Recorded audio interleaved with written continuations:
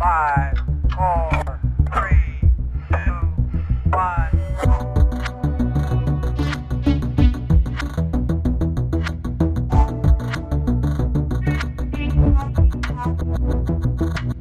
Welcome to this week's edition of the EUVC Lowdown, the show that wraps up the week in European venture with some of the key people making the headlines. And today we're joined by, of course, Dan from Superseed. He's a lovely guy who loves to join us every single week. The guys, David and Andres from EUVC, are here as well. And for the first time, we have Benjamin Bulba from Luna Ventures. I'm Kathy White, and I'll be your host. Ben, it's your first time on the show, so I'd love it if you can just start with a quick introduction to yourself and to Luna. Absolutely, a pleasure. Thanks for having me. Yeah, I'm Ben. I'm a physicist, so I studied physics. I did a PhD in physics, and I guess few people in VC would do. But coming from fundamental sciences really helps a lot when you're working in a deep tech VC. And so before joining Luna, I spent this 4 years doing fundamental research, doing stuff that maybe 10 people in the world would care about. But I always had this ambition to do something that would be more interesting to more people around the globe. And so I tried to build a startup like several times, it's failing forward, learning with each iteration. Eventually I founded a small publishing house, which is still up and running as a side project, but not quite a startup yet. And then I went through the startup program called Entrepreneur First to, get a tech startup off the ground, met lots of cool people, but no co-founder. And dropping out of EF 1 year ago, I just thought, okay, where I could learn the most. And that's when I joined Luna Ventures in January. So we're early stage. Deep tech VC really means pretty early, pre-seed, seed stage, and deep tech means the deepest of all. It's not like AI for some new use case. It's really like a new AI algorithm, a new database, dev tool, but also a new quantum algorithm, anything physics related that I'm covering. Really glad to be part of the Luna team and learning about all these tech trends and startups. Awesome, thank you. And we met for the first time this week, actually, at the Luna Ventures party. I think my first introduction to you actually was you were having a conversation with someone and just throwing around CBI, and I just let over and went, I'm sorry, what is CBI? What is it? Computer brain interfaces, the one that rolls off the tongue. On that note, the big topic for today is Web Summit, because most of us, apart from Dan, I think, have been at Web Summit this week. So I'm going to kick it to Andres first. Highlights. How was Web Summit for you? Web Summit for me always, or all these events always have me coming back thinking, fuck, I'll move my family into the forest and I'll never see people again. Because as much as I enjoy seeing all the people I love, I just hate queues. I hate people all over me. So in that sense, there's something very deep in me that says, fuck, I just want to bury myself in a hole and never come out again. Apart from that, I'd say Web Summit was amazing because it, of course, brought us together in the tech ecosystem in Europe, also brought us together with some of our US colleagues, which was also awesome. As I said to my wife, because my wife doesn't give a fuck about VC. So she was happy that I could for once say, well, I met a guy who was really cool. And when I asked him, what are you doing in Europe? Because you're all US focused. He said, well, I'm here with Kendrick. So he was on tour with Kendrick Lamar. And then that at least could have my wife think that I was doing something cool. So that's the highlight of the week for me, because my wife actually thought I was cool for a moment there. Okay, that sounds like a big win. I'm quite ready to get home now after Web Summit. David, obviously you're actually at home when Web Summit is on. You're in Portugal, you're in Lisbon. What did you think of Web Summit this week? I was actually thinking about this before Web Summit started, and I was quite excited for this one, to be honest. But I think part of it was also because we were having our little side event ourselves. It's the first time we hosted a side event.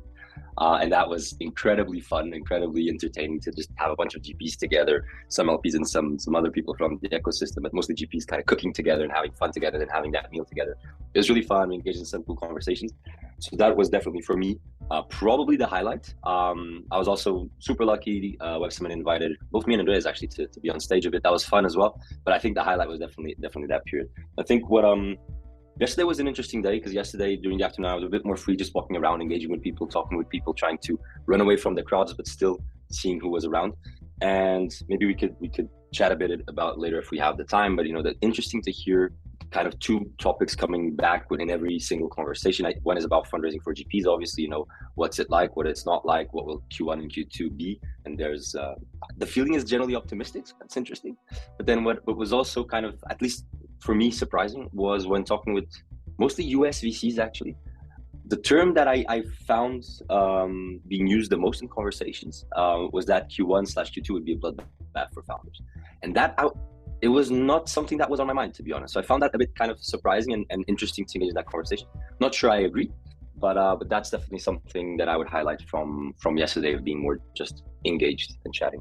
It's very easy to make these, and I do it all the time. I'm the biggest criminal at these big broad brush statements, but did they say why it would be a bloodbath in Q1, Q2? Yeah, and you know, that's in full sharing mode. I was just sitting there listening, and I was thinking to myself, I'm not sure I agree, but the rationale was very much, you know, we all know what's going with the market, generally speaking. We all know what happened with valuation. So like that was kind of the setting of the stage, right? And then it was all about, you know, we have to have down rounds. Down rounds are going to happen. It's just going to happen. There's no way around it. Down rounds take much more time to negotiate. So the bandwidth of VCs is heavily reduced because of that. Thus, you know, there will be much less deals happening. Thus, there will be a bloodbath because less deals, lower valuations, and there's nothing positive in that rationale, and blah, blah, blah, blah. But again, I think that kind of lives with the assumption that you have to keep deployment rates, right? So if you adjust deployment rates, I don't see it happening that much. Anyway, for me, it was very interesting to hear US VCs with that rationale, because I do think part of our industry is also just market sentiment, right? So yeah, but I'd hazard a guess that they were all kind of mid-tier growth VCs, right? No, and that's what surprised me. The one that was kind of pushing the message the most was kind of a solo VC doing early stage mostly, actually. So seed focused, doing some Series A as well, but seed focused. If he's not smelling and sensing opportunity, then I don't know. I agree with you, Dan. I'd love to ask you, Ben, how was Web Summit for you? Was it? I guess it was your first time. Am I right? Absolutely, first time. Pretty overwhelming experience. Like, I've been to a couple of conferences this year. You've seen me hop around Europe, and so been to Mobile World Congress, you know, Tech Barbecue where we met, and a couple of others. But you know, Web Summit, it's an entirely different scale when there are more than 70,000 people coming into Lisbon, and you're running around the conference, and you don't know where you should go first. There's so many opportunities. Everyone you know is kind of in that conference, and you know, you're just trying to meet people and make the best out of it. I'd love to ask both Benjamin and Dan, because you know, Dave and I we're LPs, so it's actually funny because on LinkedIn I said, I don't want to talk to founders, stop reaching out to me. I can't do anything for you unless you take the time to say, Andreas, you're an LP, and I see that you're doing something with 500 Emerging Europe. Could you maybe do an intro, because I really think blah blah blah, right? Okay, then you know, maybe I could help that founder. But then a VC said that she promised not to sell me, and then I said, well, I'd love for you to sell me, because that's also why I'm here. But I'd love to hear from your perspective when you go to both Web Summit and other conferences. What do you think about these conferences for startups, and how do you know, engage with the startups there? Because Dave and I had the conversation. He asked me when we went home from the summit one of the days, would you under any circumstances pay for this, Andreas? And then I said, I don't really know. I'd love to hear what you guys think, because VCs tend to get invited for free to this kind of thing often, but founders are paying, right? Or they're applying to pitch competitions, and then neither they do pay. That's right. But I guess I've paid like for just one conference this year, which was TechChill in Riga, and that's because it's run by a nonprofit. And even though I got into a jury, they still asked us to pay. But then really our partner took me in the beginning of this year, Benjamin, if you want to go somewhere, you should do something useful. Get into a jury, do a workshop, just do something which adds marketing value for Lunar. And so I did, and reaching out to all these organizers, getting into lots of Baltic events, then, you know, taking it from there, getting into the Nordics where we met. And for us, it's really mostly networking with other VCs, you know, being on stage, being in a jury, adding some marketing for Luna there, and then, you know, occasionally finding a startup. Like, we're not really going there for deal flow sourcing or meeting startups, because either they're heads down working on their research, innovation, and some lab, or hands down on product, or they're already way ahead of our stage and they got some keynote, and you know, then it's fair. If you go to this conference, you're invited for a keynote, of course you take that. But yeah, otherwise all the good ones, you know, are heads down, at home, working, while all the other ones that haven't raced for some reason are running around the conference, and then you need to pick and find, and maybe you find some jams, but it's really mostly for networking and, you know, visibility. Events. So we've stopped for the rest of the year. So we made a decision in October, no more events. We cancelled Slash, got rid of the tickets, had 2 other events in the day, got rid of everything. Because I think you have to pick a context to go to these things. You have to pick a reason or a guiding light. It's like, why am I going to Web Summit or Slash or TechChill or whatever it might be? And we have 2 agendas. We're raising and we're deploying. I mean, any VC is the same. Now we're just about to close our second fund, and we're right on the edge of closing. So we've all just decided to stop, down tools, focus on closing this fund, and we want to do that by the end of the year. And I think we've got a fighting chance of achieving that. So that was the backstory.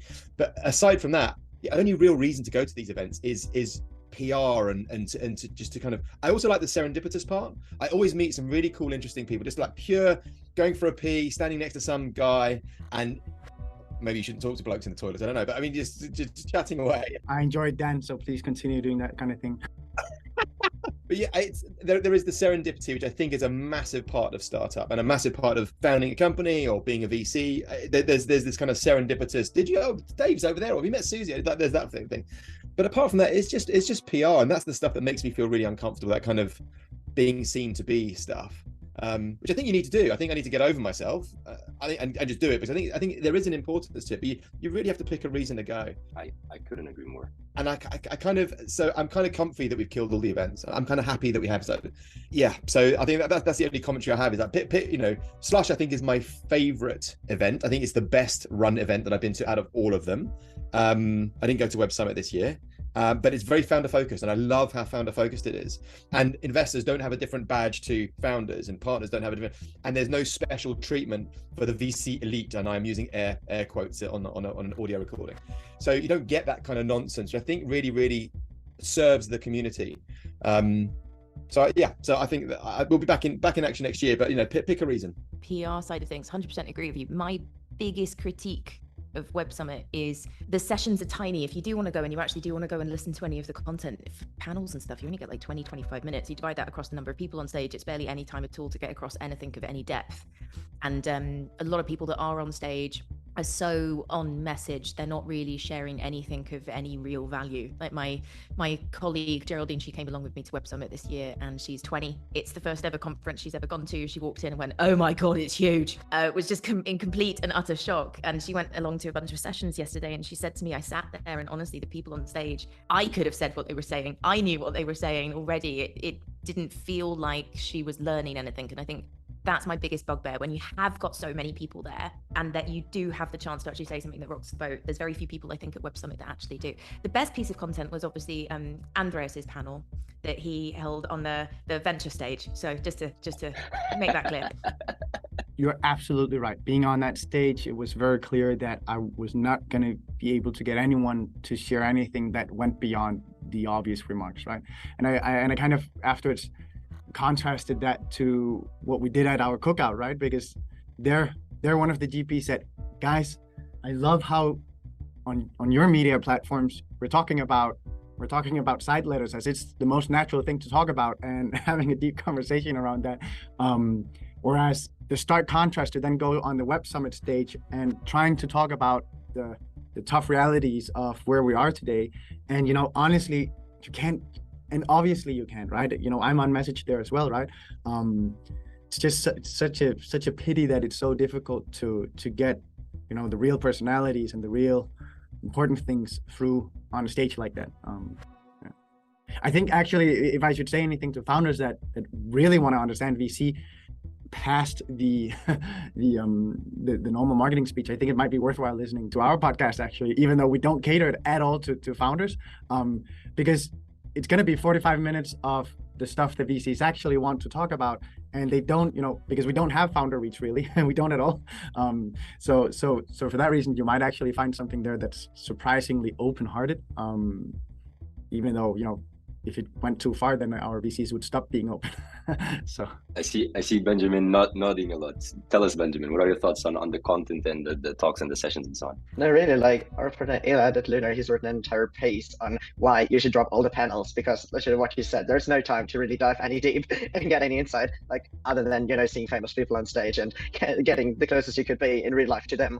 But still, if it's for content, you're better off listening to some pod or reading some article online or just on YouTube. And I think some conferences realizing these and repurposing it for online portals, or since COVID we've moved into async and could really just watch these talks online later on. And then a conference should be really about networking, and I think there could be so much improved, like when it comes to all these event apps and the matchmaking. And they're not only having one format like these 20 or 30-minute meetings, which have been rather chaos, but on the other end, there could be also speed dating. There could be all of the serendipity happening at all these side events, which is usually very unstructured, which is good where the serendipity comes from. But on the other end, you could come up with so many more formats to actually foster the networking, and I guess that's what people are really there for.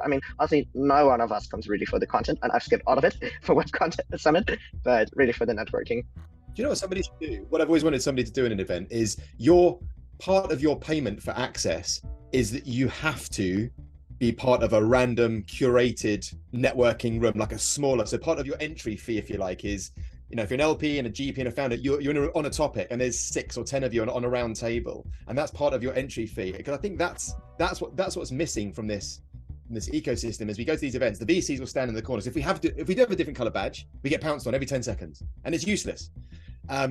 so everyone is trying to get to somebody, but if that is created and curated in some way, I think that's what I want to see. And so, I mean, Kathy, you're spot on about the bleeding talks. I mean, the amount of people I go and I did a panel yesterday in London for the LPGP Connect conference, and I desperately trying to find something that wasn't just the standard nonsense bullshit. Nobody having really an opinion, nobody really wanted to put a foot out there. So I'm not sure I achieved that, but I think I wish people would not just say the stock standard stuff and not want to be out there. So I agree, but I don't see it as a problem in the sense that I think, like, for example, Andreas and I, we've invested a lot of hours this year at being at tech events, obviously because we are, our company exists for less than 2 years, so we need to establish ourselves. Part of that is being at as many tech events as we can and becoming part of the furniture, and people expect to see EUVC everywhere. Like, people expect to see EUVC at every fucking tech conference, and that's part of that carries a lot of business value, right? And obviously when we go to these events, we have, we're not newbies to this, so we have very clear agendas. We have people we want to talk to, we have things we want to achieve, we have metrics that we're looking at. And I am very happy with Web Summit because at day 2 I had done that, right? And today Web Summit still goes on, and I have nothing left kind of to achieve with Web Summit. So I do think that the problem is sometimes just the misalignment of expectations, especially with paying people who pay tickets, founders, right? Typically, that are just not aware of what they're getting themselves into. But on the topic of talks and sessions, the way I see it, at least at an event like Web Summit, is that it should be entertainment. Right? It should be entertainment. And that for me is the biggest problem, where you have like speakers that are just rambling on and like being extremely boring, honestly, right? Just kind of people fall asleep during the talk. And if you have 60,000 people watching talks, it is entertainment. It should be entertainment. And then you should network on the side. That's kind of how I would try to push it if I were in charge of anything at a big tech conference. Yeah, it's like the fallback option when you got no networking or you're exhausted from networking. You just sit somewhere and listen to the talk and enjoy the show. I think at Web Summit yesterday, sitting down to see a talk was one of the only ways that you could get a seat. That's a strategy. Absolutely. Now, honestly, Kathy and I yesterday, we spent most of the afternoon together, just strolling around, kind of just going around the venue. Honestly, I think the best part of my day, at least, is when we just kind of chilled at the exit of the investor lounge and like just kind of seeing who's walking and talking with people, and just like, honestly, that was the most kind of interesting time at Web Summit, because we managed to see cool people. We had people reaching out to us that I didn't know, had people coming to me kind of asking stuff, and had some interesting conversations, not a lot, but a few. And that was definitely super interesting. It's funny, I spoke to, again, my wife, when I came home yesterday, and we talked about, our event versus Web Summit. And then I said that, we had an event that had about 1.5 hours of professional program, and the rest was just fun in quotation marks. But the thing about VCs is that we love what we're doing so much that you only really need the professional part, the actual scripted program for a very short bit to make sure that everyone has just pegged who's who. What do they do? How do they think about things? What's their style? Because on the basis of that, you've got the whole room mapped out, and then you can go out and start cooking together as we did. And then you'll have all those conversations, that are you interchanging between talking about the food and then talking about deals, and talking about the food and then talking about how the hell did you raise that fund? Because I thought there was an appetite for that. And, we go in and out of these topics all the time. And that's why I'm terrible at being friends with people that are not in our business, right? Because I tend to think about this all the time. But I think that's probably what I would try and mimic more, even at a large scale event like Web Summit. Because in the end, we're here because we love founders as well, and their profiles, and the types of people that they are.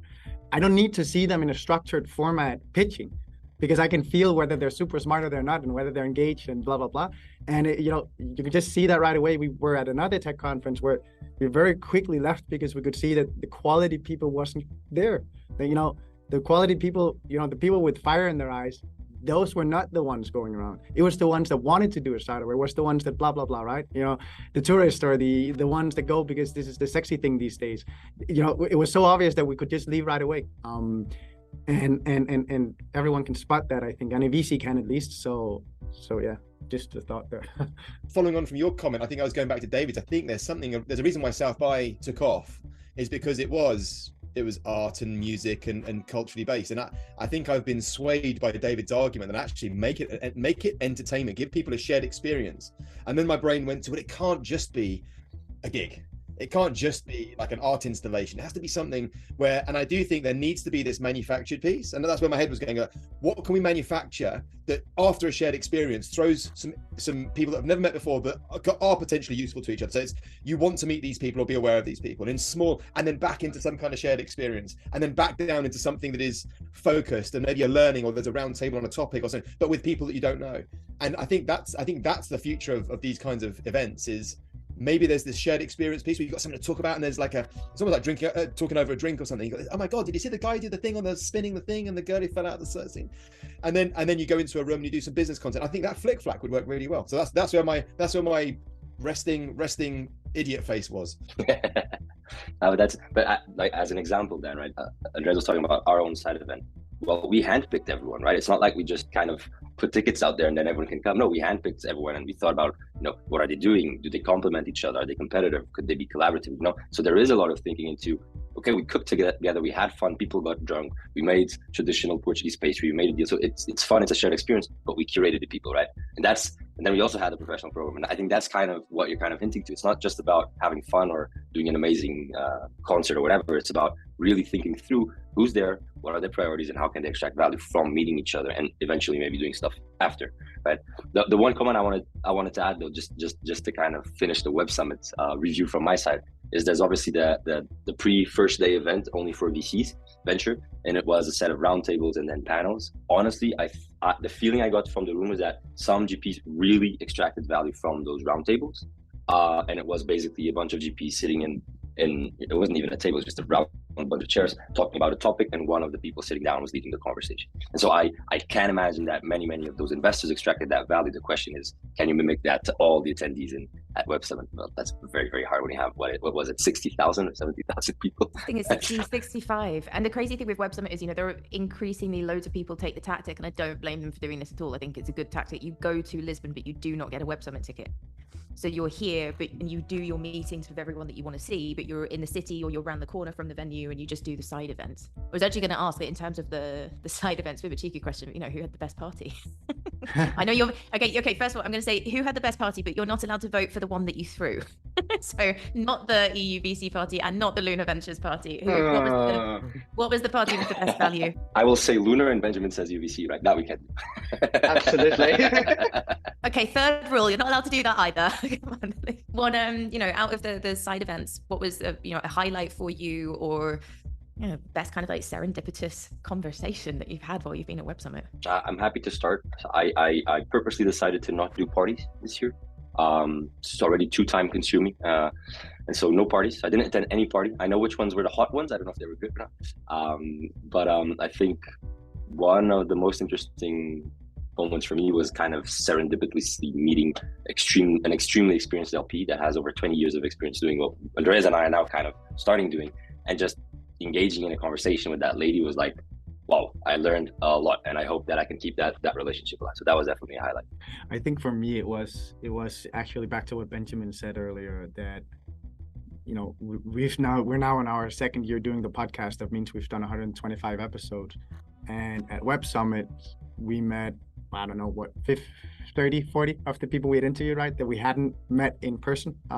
That was really, really nice, just to give them a hug and say, thanks, man, that was so cool. Some of them, Ichazo from Notion, we interviewed, I guess, as our 15th episode or something like that. So that's 2 years ago. She sparred with us on our very initial development of our business. So meeting her and saying thanks a million for that, and just catching up and giving an update and getting an update from her. That was just amazing. It was so nice to get that. And then doing that with 50 people, right? That was really nice. I was at two dinners, the EIC dinner and the Young VC dinner. And so on the pro side, you get to enjoy some very delicious food and get to know people very well once you're sitting next to them for an evening. But on the flip side, you're missing out on like 80% of the people once the seating order is set and you don't get to move around. So that were the pros and cons of these dinners. But then after the Young VC dinner, we got to move downstairs into the restaurant's bar. And then all these VCs started to flow in at midnight because they've been coordinating through WhatsApp. And that was actually an amazing experience, standing there, getting to talk to everyone, being able to freely move around and then really pick your people. And really enjoyed my time talking to Ilya from M Ventures the other day. We went to Night Summit and, just talking deep tech for 3 hours is really find your people and dive deep with them. Yeah. And I really like that, finding your people and diving deep with them. So Dan, I think one of our final remarks or questions will be, so you chose to not go to Web Summit. Now you've heard a group here talk about what we got out of Web Summit. What did you get out of not going to Web Summit? Were you really productive enough to warrant that decision? Well, I got done for speeding driving down to Cornwall on holiday with some friends. So I was doing a speed awareness course yesterday, being told off by a trainer for driving 7 miles an hour over the limit. So that was my productivity of most of yesterday. Yeah, I think listen, it's all opportunity cost, isn't it? So if you're going to do something, you're obviously not doing something else. I think it's the right thing to not do these events for me. I think if I was a founder and I wanted to meet and just get a sense of things and potentially meet, and I could maybe pre-arrange some meetings, get something on the table, so I'm not just going blind. I think it's a win. I think for VCs, I think these events are a bit of a wank fest. It is nice to get a wank from a good friend, right? It is. It's always an addition. It's always a little side gig pleasure. But I think there's it just comes down to your value. If you find value in it and you're honest with yourself, and let's say maybe PR is the value. Maybe as a VC, just go just to be seen, just to be part of the furniture, just to be. I challenge that, but I mean that you never know when somebody does hear about you. You never know if they saw you at Web Summit and then saw you at Slash and then saw something online. You don't know that chain of events, and we can't often unpick that chain of events. So I'm sure there is value in pure, and Kathy can tell us in pure the PR. But I think you just have to really work out where the value is for you, founder, GP, LP, wherever you are in the ecosystem, and then really make sure that you're nailing that value piece. Otherwise, well, I don't drink alcohol anymore. If you just want to go for the party, then just go and get shit faced, and I get that. Great, go and enjoy yourself, and that's maybe there's value purely in that alone. So there you go. My gin and tonic at 1:30 a.m. this morning disagrees. I gotta say, I do not miss those days. No. It's slightly, different for me to a point, because I'm floating around with clients and running around like a crazy person trying to catch journalists and VCs and everyone in between. So I'm actually quite exhausted now, and I'm not going to Web Summit today. Today's the final day. I'm just going to go home, and I can't wait for my own bed, and I can't wait for a cuddle from my husband. So I'm at that point now. I'm broken. Oh no, it broke you. It does every single time. I still describe Web Summit as a necessary evil. Ultimately, you go there and you've got the possibility to meet a lot of people, whether you already know them or you would like to know them. But let's flip the question around then. What would you say was the top piece of value for going for you? What was the maybe the expected and the unexpected? What did you get that you thought you would get, and what did you get that you didn't think you would get as a value piece? Yeah, so top one for me, business development. So I've met lots and lots and lots of people that potentially could become clients or would introduce me to clients. And I'm going back home to Barcelona today, fly to London next week, and now I've got a string of meetings in London for that next level conversation. So that's what you went for. You expected to get some BD, and you got BD. Yeah, absolutely. Unexpected, probably the £10 I've gained in the last few days from pastel de nata. No, I think you learned how to make them. I did. I learned how to make them twice, so I've had a really good week. The weight gain will continue. Unexpected. You know what? I think it always comes down to the random encounters in random places that you just don't expect. I don't think I was expecting some French crypto dude to pat me on the head at 2 a.m. last night when I was waiting for a taxi. There's that side as well. It's not so glamorous.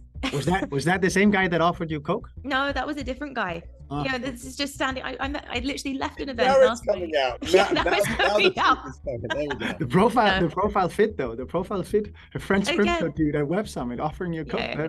It seems no.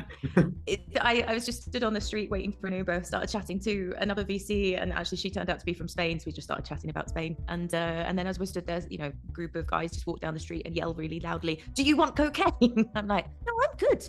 I'm good. I'm good. I'm gonna pass. I just want to get home." We're on our way home. Yeah, that would be really nice. Yeah, that sounds great. That'll definitely change the game at Web Summit. On that note, I think we need to wrap up the show for today. But thank you all for joining and for sharing your thoughts on going to Web Summit, not going to Web Summit. Dan, I do think actually not going to Web Summit sometimes plays in your favor, because there's a question mark of what are they up to? Why are they not here? We're just super special. That's what we're so special. We don't need to go. Exactly. What nonsense. But that's all for today. So make sure if you tune in for the newsletter on EU.VC, check us out on LinkedIn, where you can see us continue the conversation. I don't think there'll be more talk about cocaine, but maybe some other things this week. We'll also be posting the latest funds that have raised, as well as the Who's Hiring section, together with all of the GIFs, memes, and emojis. As always, we'll promise to entertain you. See you next week.